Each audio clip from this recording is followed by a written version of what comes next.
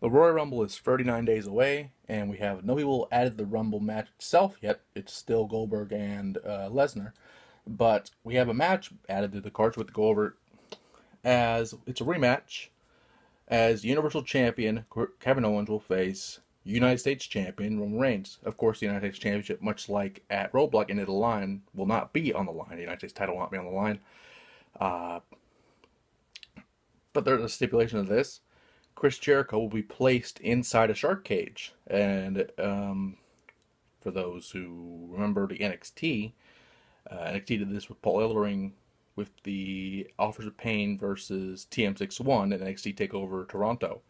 So it's not really that long since we've seen a person in a cage suspended high above the ring, but there's memorable ones like Jim Cornette back in the days of the Midnight Express and the Rock and Roll Express.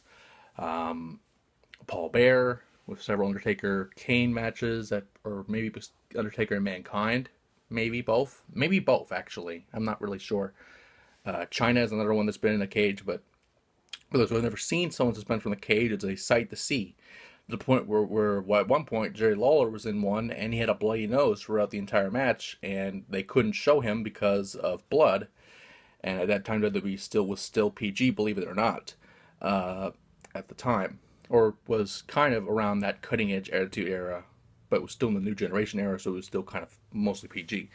So, like it is still today. But with that being said, it's a sight to behold because basically Jericho cannot get involved.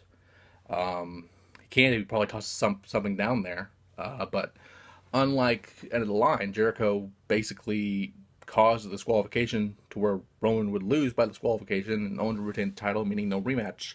But Foley made the rematch in this way. So, like it or not, Roman Reigns will win the match because Jericho's basically, if the referee does their job, make sure Jericho doesn't have anything tossed down to Owens, is immobile and is unable to help. So Reigns would win, like it or not.